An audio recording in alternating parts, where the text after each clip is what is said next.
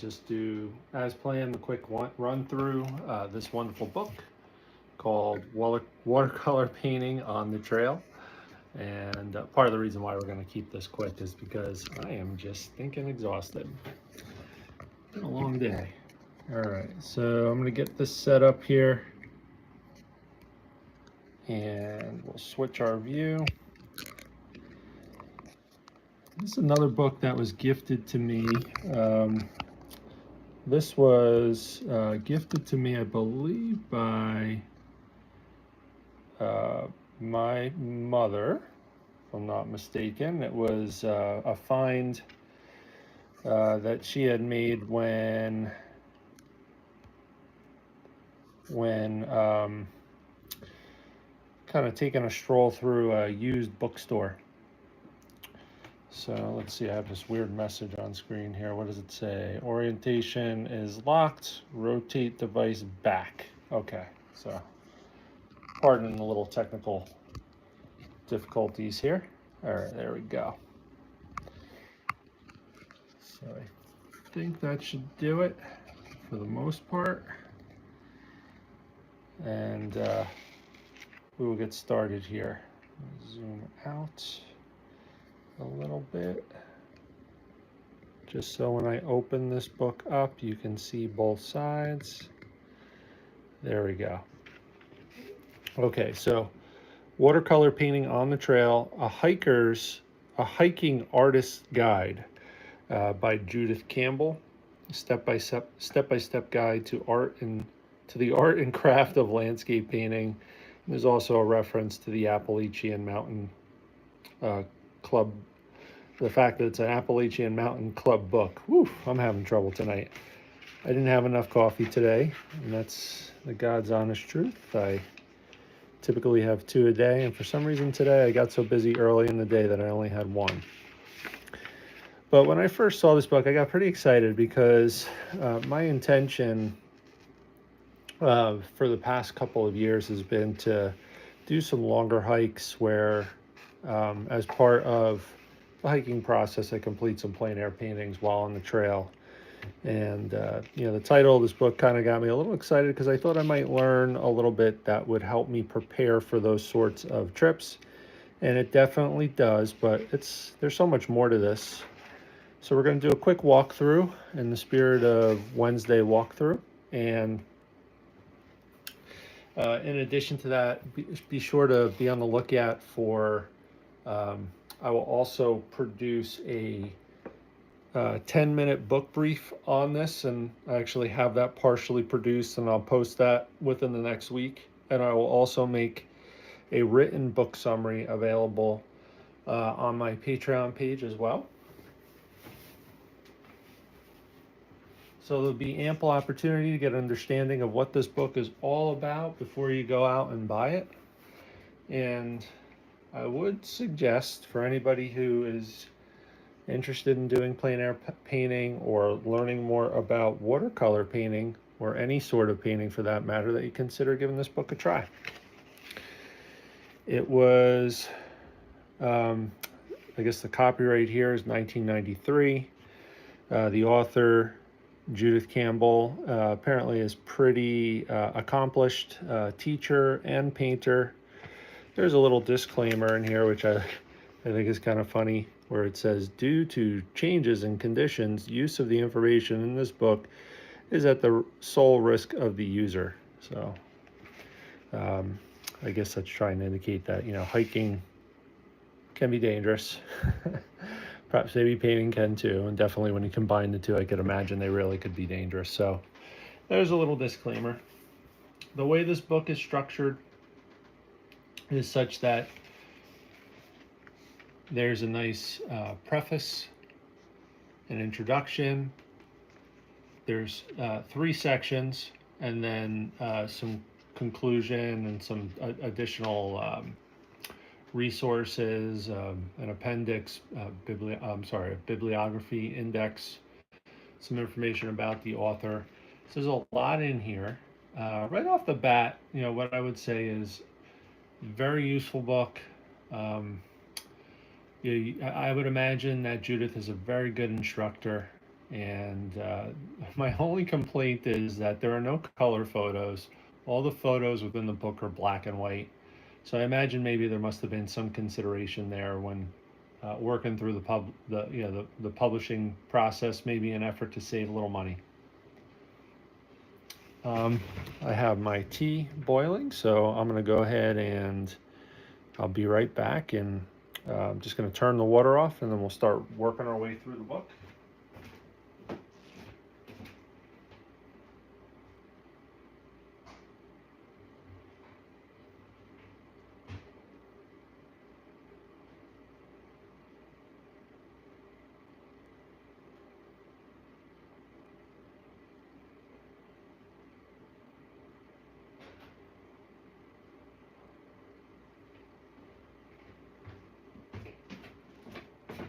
All right, there you go. A little sleepy time tea.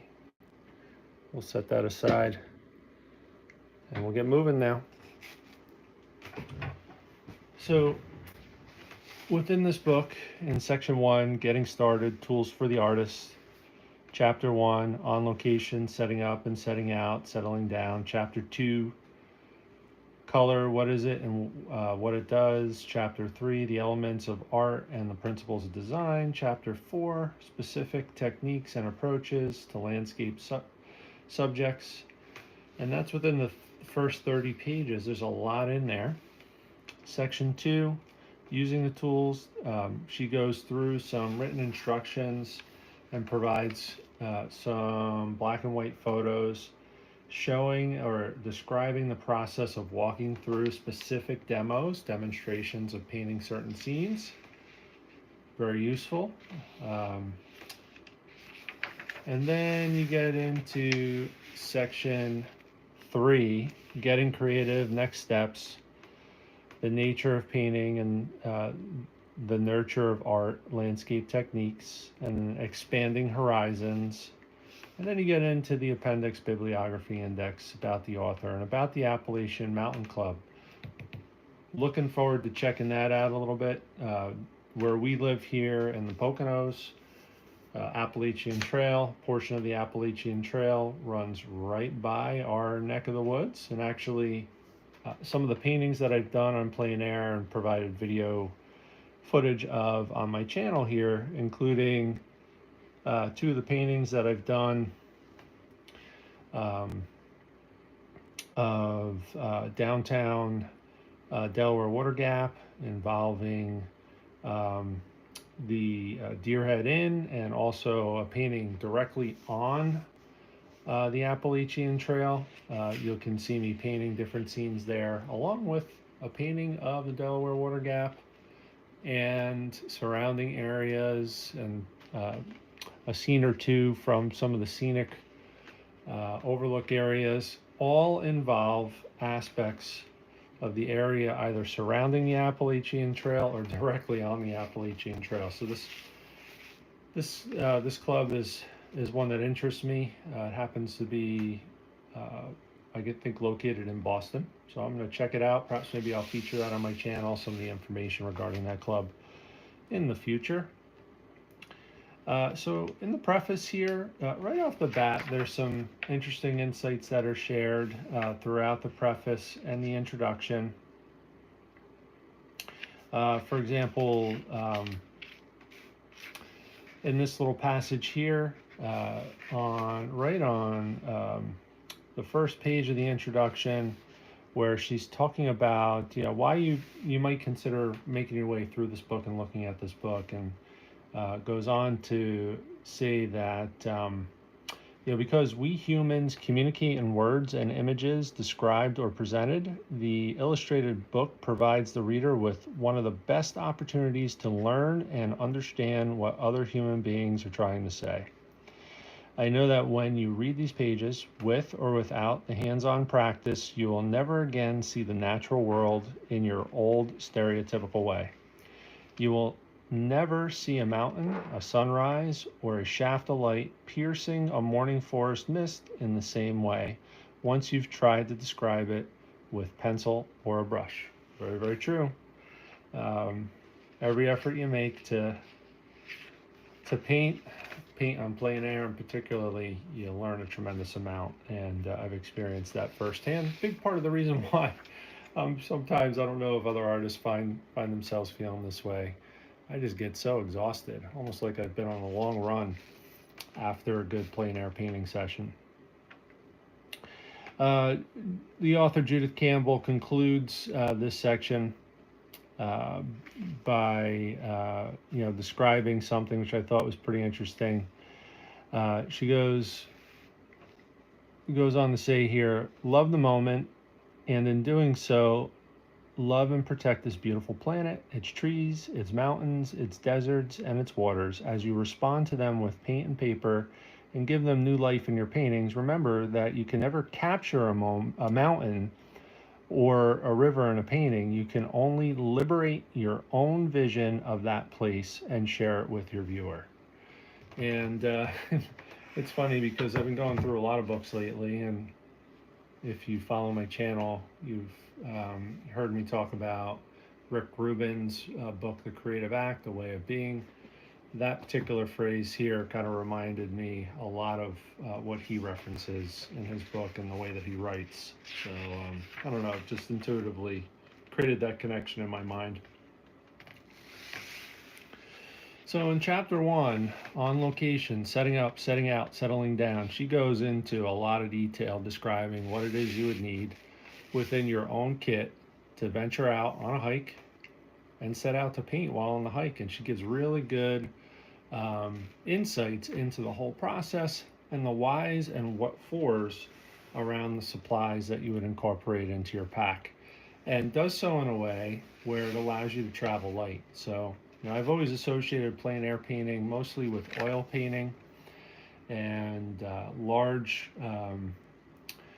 bits of information and also supplies. So for example, on some of my videos where I've been out on the trail, on the Appalachian Trail or nearby areas, I've had to carry a large, heavy wooden easel, a pochade box, lots of paints and supplies, and it's been quite bulky and heavy, perhaps maybe a panel carrier, and that goes all along with you in addition to your panel or your canvas.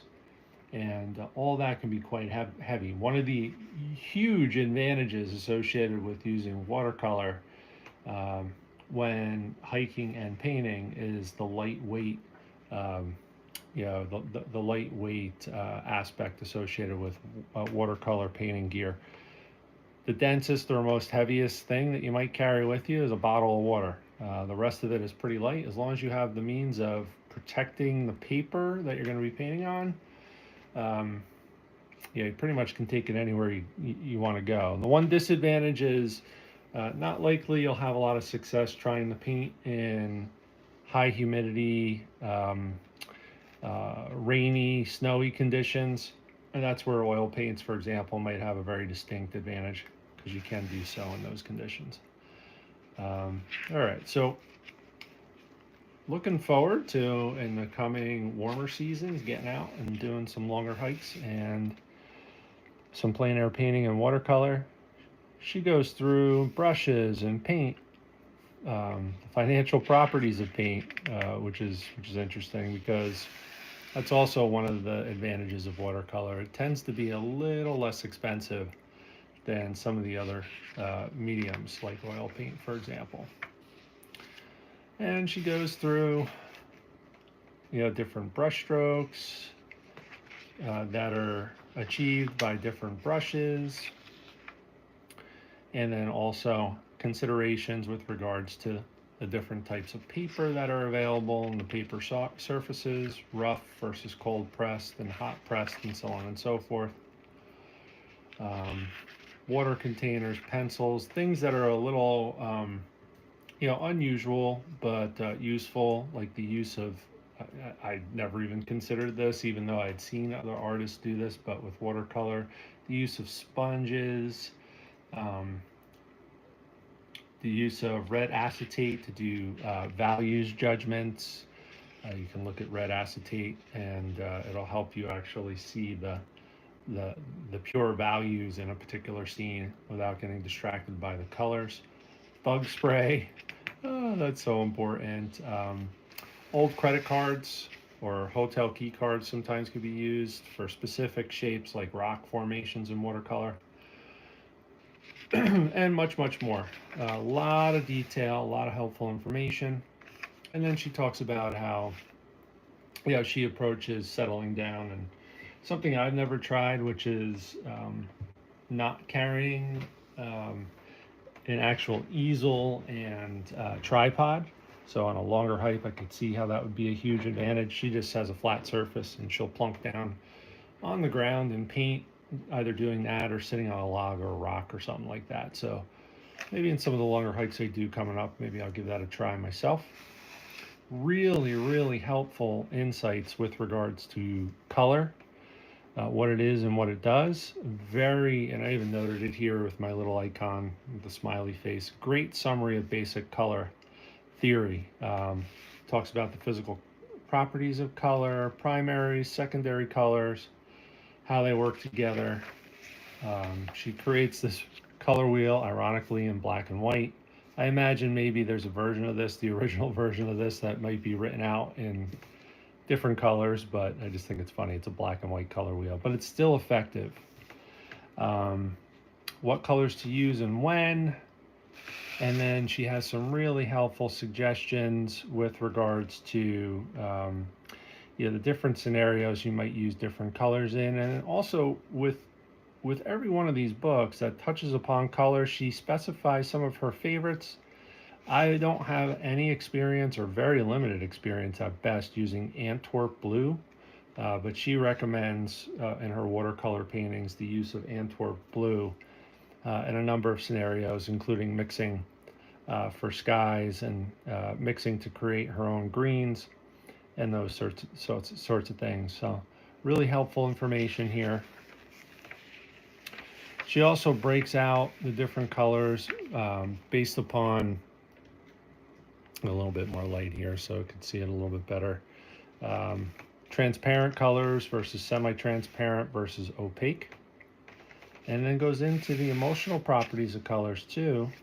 And some of this is pretty obvious, but a lot of it is good to hear in her words, because she really is uniquely gifted in her ability to teach. At least I haven't experienced it live, but in the written word, it's pretty incredible. So at the end here, she concludes with a little bit more kind of poetic prose, I would say, where she says, "And now you're ready to move on. But I repeat, take the time to practice and experiment with color. You'll save hours of time and reams of paper in the long run. And who knows, some of those little experiments just might be the beginning of something exciting. The act of painting can be full of little miracles if only you let them happen, and more importantly, recognize them when they do." So I think this is an important part of the mindset that at least I try to adopt as a painter. And it's, I think, critically important with watercolor, because so much of successful watercolor is this balance of control and letting go. Mistakes do happen, accidents and unexpected events do happen. And especially in scenarios where maybe you've spent a few hours hiking to a scene and then there's a little bit of a bump in the road or a mistake or an accident, you don't want to waste all that time and struggle with some of the unexpected events that happen. You want to leverage them to help create more interesting art. In chapter 3, the elements of art and the principles of design, really, really helpful. I struggle with a lot of things related to painting, particularly design and composition. Doing my best to study and learn as I go here within my painting practice, but she really provides some helpful insights here. So I'll note a few of them. Here we go. She describes the elements of art, the building blocks. The artist has only a few visual tools with which to practice his or her trade. They are line, shape, color, texture, and value. They sound simple, and in fact they are. Here's how I explain it to my students. I suggest that you practice as you read. And she goes on to provide some little exhibits and sketches, the building blocks of art. Here you have the line, you have a random shape, you have a non-geometric shape, that is, you have color, I suppose, although it is in black and white again, texture and value, and you can see it going from dark to light. So she goes on to describe, how each of these components, each of these elements, go into building a painting. And then within kind of like a little recap related to the principles of design and the plan of action, there's some helpful information in here as well.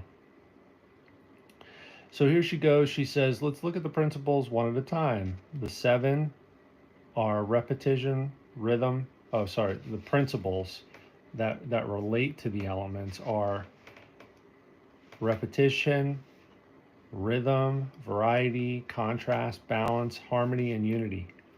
And this really is helpful because, I think about these things, but in a different way than the author of this book, Judith Campbell, actually describes them. So she talks about, how powerful repetition could be in a painting. She talks about and gives some examples of, how appropriate levels of repetition can help create rhythm ultimately, but there's a balancing act. You don't want it to be too repetitive, it gets boring. And she talks about ways with which you can think about that. And then when she talks about rhythm, she gives some really good examples, including rhythm in architecture, as exhibited by Canterbury Cathedral and the facade here. And she gives some painting examples too. So, and she describes rhythm as something that is repeated at regular or predictable intervals and gives a paint. That's what gives a painting its rhythm, essentially. She says some paintings are more rhythmical than others. A nice example of a circular rhythm in a painting is Van Gogh's well-known painting, The Starry Night. And that's where you see those little swirly kind of patterns in the sky indicating the different stars in Van Gogh's Starry Night. Talks about variety and how it could be supportive or disruptive if it's not used properly. Contrast is the juxtaposition of differences, and she gives some interesting thoughts with regards to contrast, balance, harmony, unity. And it's funny, she gives some interesting examples. I imagine she's probably fun to listen to. When running a workshop, when she talks about harmony, she goes on to say, voices harmonize, colors harmonize. When there's harmony in a family or relationships, it means that people get along. Do the objects in your painting get along? A skyscraper does not belong in the middle of a landscape. Do your colors get along? Do you have too many contrasts? Are there too many ingredients in your stew? Are you trying to blend wonton and chili? The result will be indigestion. That made me laugh out loud when I first read it. Unity is an interesting concept that she touches upon. She kind of likens it to connectedness. If you've applied the first 6 principles correctly, the unity will happen all by itself. And share some additional thoughts there. This is interesting. She does mention that she's been asked to judge art shows, and she's noticed that the high contrast paintings tend to collect most of the prizes, but she also goes on to suggest that there's a limit to that. Extraordinarily high contrast paintings get a little yucky, a little gauche, if you will. But I guess it's a reliable observation, I believe. I think I've heard other people mention that too, that they tend to catch the eye of the judges, those higher contrast paintings, as they're sifting through the different paintings in a particular contest. So really practical bit of information there. And then we go into chapter 4, specific techniques and approaches to landscape subjects. We go wet and wet painting. So that's particular technique in watercolor painting where you're applying the paint on wet paper. painting on dry paper, and there's different degrees with each of these, and important details referenced in each of these, but those are the two main approaches. Gives examples of some of the some of the end results that you'll likely see from the two main approaches. Gives specific examples of their application. Here's a wet and wet attempt at a tree. Here's an attempt at the same evergreen tree scene on dry paper, and then she talks about how situationally, you can use them both to create a nice scene. Here she uses wet on wet for the background, so it looks blurred and pushed back, and then paints the evergreen tree on dry paper once the scene has dried, and it pulls that foreground forward and creates some depth in the painting, which is really nice. Spends some time talking about seeing properly, and then here you can see this section, seeing your subject. I thought this was interesting. I'd never heard this reference before, at least not within this context. I've taken a few art history courses, so I may have heard this maybe in a different kind of context. Just taking a sip of my tea. Where she says, unlike traditional Chinese painting where the student artist learns specific strokes for subjects, sometimes as many as 40 or 50 for trees alone, the Western artist's job is to look at patterns and or characteristic shapes and represent them as he or she chooses, leaning heavily on personal style or interpretation. So, I think that's interesting. And I think it does, speak to some significant cultural differences between Eastern and Western philosophies, but it also, does speak to this particular style of painting that I'm drawn to. In my Study of the Great series, I cover mostly American painters from the mid to late 1800s or early 1900s, and the approach has influenced my style quite a bit, and it just resonated with me. That whole statement resonated with me, and there's some practical tips that she gives with regards to seeing. So, for example, a lot of folks have real trouble rendering trees. I know I do. I get stuck in the details and stuck with within the stereotypical or archetypal way of seeing that we all learn as children. And she actually describes, some of the kind of cartoon character type trees that we tend to draw when we shut our observation capabilities off. We get ourselves into trouble in all kinds of ways, but particularly with painting trees. And then gives some practical ideas, this idea of air drawing, where you might squint your eyes and look at a tree and trace the outline of the tree just to get the basic shape down without any concern about the details. She describes that as a way of, starting out in a real good way when you're trying to paint trees. And I've tried it with some other things too, and she goes on to suggest that as well, amongst other sorts of figures that you might find within a painting. These contour drawings where you just focus on the outline to start with, to help build appropriate definition within the shapes that you're bringing into a painting. And then also, how to incorporate some of the negative shapes. In the case of trees, you have those spaces where you would normally have, let's say, an oil painting, sky holes that you would paint in, but describes how you might approach that using watercolor paint. I'm sorry, and then kind of goes through some helpful tips that are intended to help us incorporate the wet on wet versus the dry painting approaches.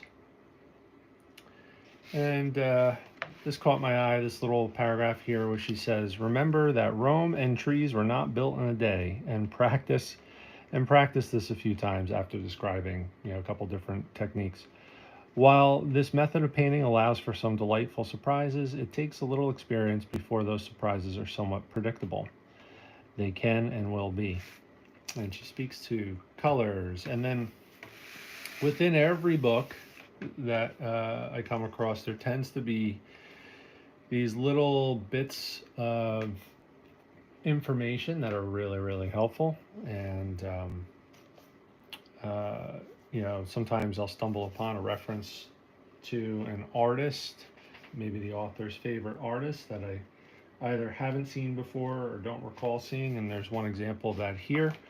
Um, Jacob Van Ruisdael. Jacob Van Ruisdael. And she references him because he was a Dutch master back in the 1600s that painted magnificent skies, and yet he hardly ever left his studio to work. So, you know, I wrote this little G here. It's part of the strategies that are used to, you know, help synthesize information learned in the book from Love is the Killer app. I'll put a link to that in the notes for this particular video, but just a little trigger for me to Google this particular reference here of Jacob Van Ruisdael. Really, really incredible work, and the fact that it, you know, it's from the 1600s is kind of mind blowing. But beautiful skies, kind of reminds me of one of my modern day kind of art mentors, if you will, online, Stuart Davies, and as far as how his skies are constructed, and just really, really interesting looking at that work, and you know, grateful for the reference here because that alone has allowed me to learn a little bit and also provided some inspiration.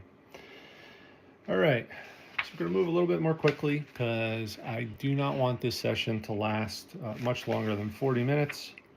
But she goes through skies on dry paper, how to paint on dry paper versus wet on wet. Provides some really practical instruction.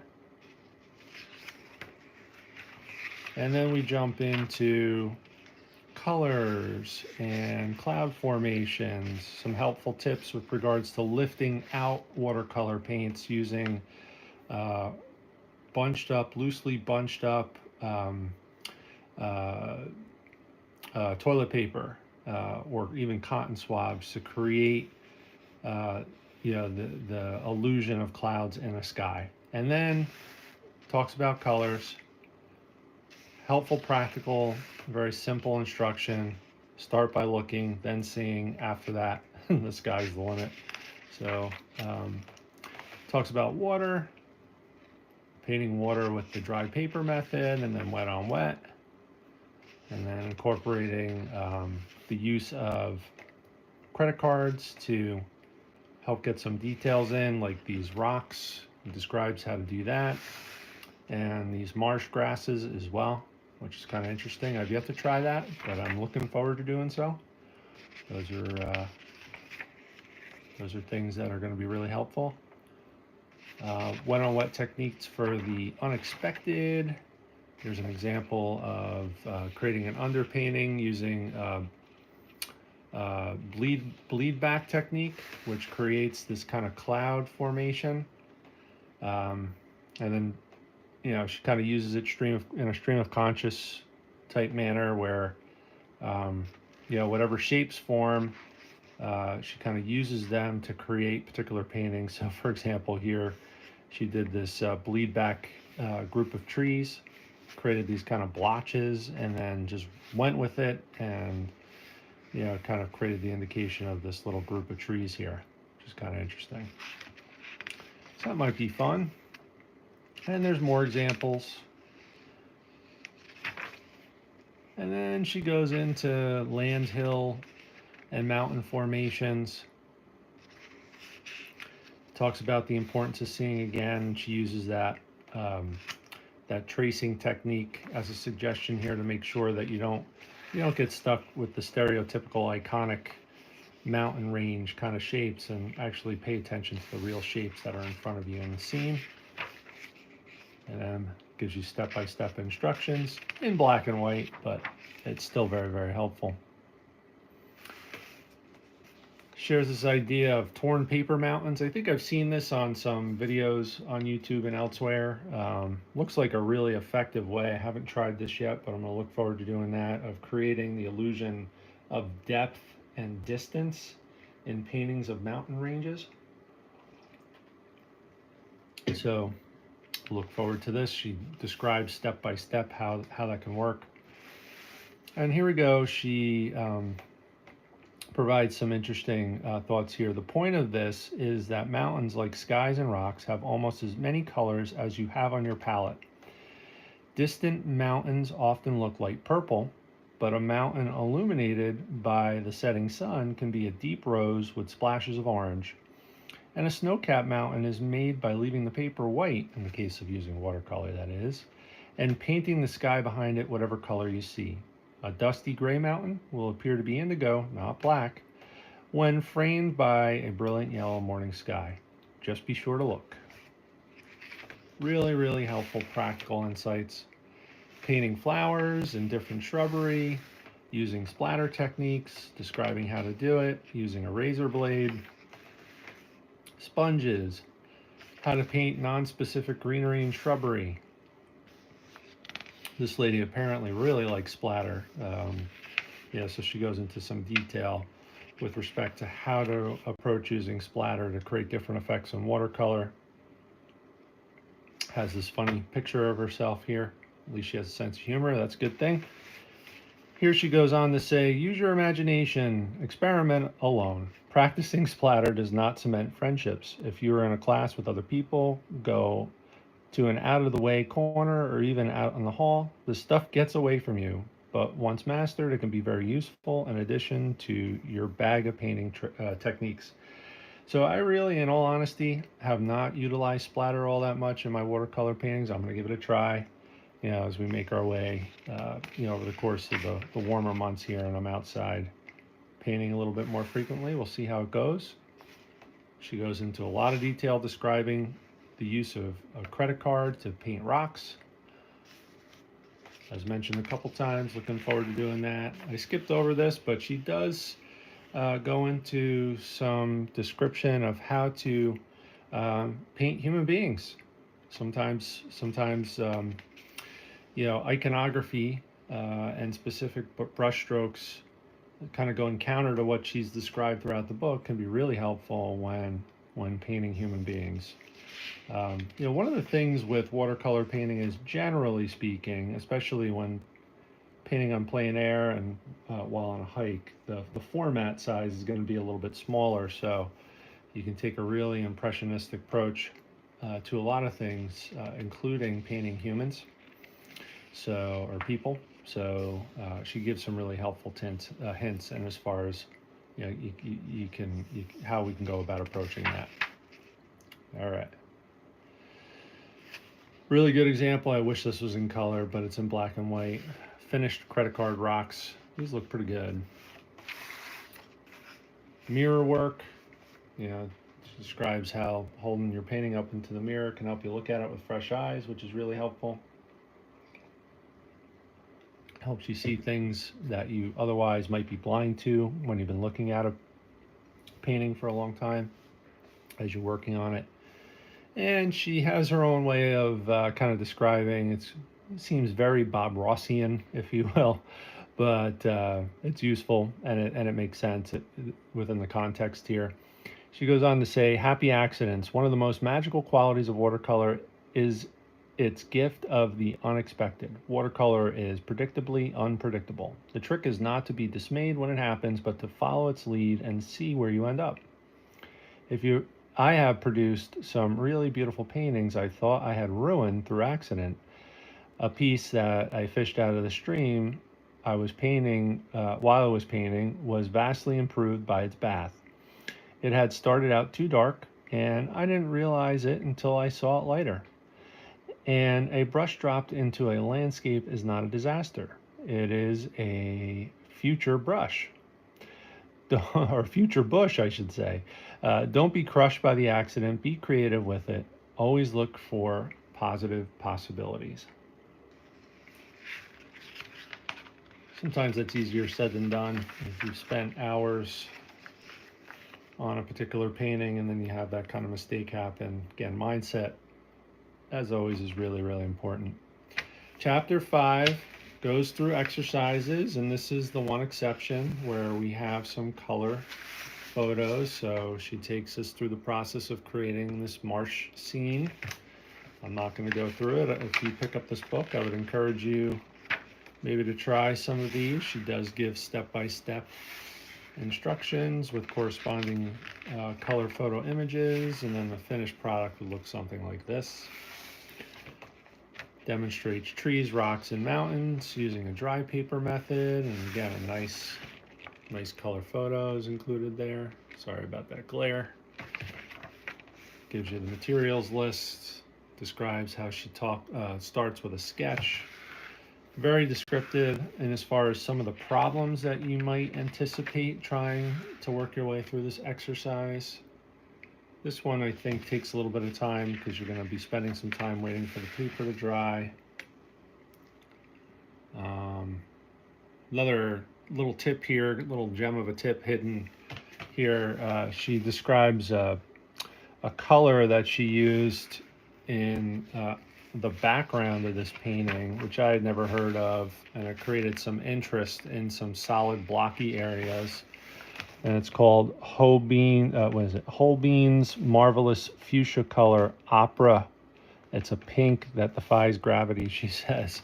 And I guess she used it to break up this large area of cool blues and greens in the background to make it a little bit more interesting and bring some warmth. In addition to that, each of these exercises is filled with interesting insights and quotes. But once again, we're going to move quickly here just because we want to keep this close to 40 minutes, 50 minutes to an hour. Don't want to go over. But here we go, Chapter 8, sponge trees, credit card rocks, fall foliage, and you can see the end result there. Materials list included, step-by-step instructions, color photos. I think this is the last demonstration. Snow-covered pine tree using combined wet and dry techniques. All stuff that can be done, just follow step-by-step and you learn along the way. Section 3, getting creative, next steps, the nature of painting, the nurture of art, landscape techniques. This concept called mind doodling. I've seen this before. Sometimes I do this myself, but it's rare. Usually I'm in a hurry to get started and I jump right in. But she describes the process of using stream of conscious doodling as a warm-up and getting ready to paint. And I think that can be really, really useful. Especially on one of those days where maybe your hands and your fingers don't feel really dexterous and maybe not connected to your brain and you're having difficulty. This could be a great way to warm up and avoid things like maybe having a little shake that negatively impacts an image that you try to render. So it's a great way to warm up. Interrupted wash. Here she again kind of uses the tendencies with watercolor to produce, as part of the process, mistakes, and offers opportunities to give up control, and then uses her imagination to turn the byproducts of that into a scene. She calls this an interrupted wash, where you see there's some white space left after putting some wet on wet paint. And then this is interesting, the underpainted wash with negative painting. I've seen artwork like this. I've never understood it until I read this, how it works in this book, but definitely looking forward to trying this. This is an example of negative painting over an underpainting. You can see like the outline of a tree. Interesting quotes here. Good art needs some contrast, but too much is like garlic. It takes over the stew and confuses the issue. Love that analogy.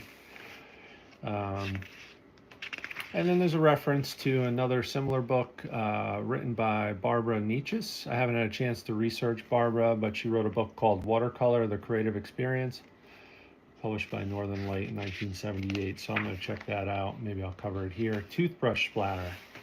Combining splatter with those negative shapes. Really interesting, kind of a ghostly painting of leaf shapes here. The use of plastic wrap to create these fractured lines within the shapes. I've seen that used for water effects, and here looks like they're using it, or she's using it to create the indication of some rocks in kind of an abstract manner. Really, really, really interesting. Mixed media or collage generally doesn't interest me all that much, but the effects that she describes in the process seems interesting, so I might experiment with some of that. And then chapter 11, really inspirational. She talks about some of the gratitude that one of her students expressed to her that was a little bit further on in life. I think she was in her 90s and learned how to paint and just expressed some gratitude for the lessons that the author had provided her. And then there's a lot more. There's just so much in this little book. Definitely worth it. I don't know, what this would cost because I haven't explored that, but different resources are listed here. Different ideas, and as far as what artists can try to expand their horizons. The appendix is really helpful. Art supplies, art suppliers, workshops and programs. This is where she makes her initial introduction to the Appalachian Mountain Club. I am definitely going to check that out. The bibliography, index, more about the author, and then more detail about the Appalachian Mountain Club. And apparently they have all kinds. She runs workshops or ran workshops. I don't know if she still does, but looking forward to checking out some of those opportunities. So that's it. Pretty in-depth walkthrough, watercolor painting on the trail, and a hiking artist handbook by Judith Campbell, step-by-step guide to art and craft of landscape painting. We are going to provide, as mentioned earlier, a 10-minute book brief, which will give a little bit more of a crisper outline of the structure of the book. Some of the favorite quotes will go beyond some of the ones that we shared this evening. We'll provide a written version of that book brief on my Patreon page. And just appreciate you hanging out with me for a little bit. I hope you're doing well, and I hope you stay safe. If you found this helpful, please go ahead and pick up a copy of this book. I'm sure you can find it on Amazon or perhaps maybe with a local book retailer. And give me a like or subscribe to my channel. Thanks again so much. Take care.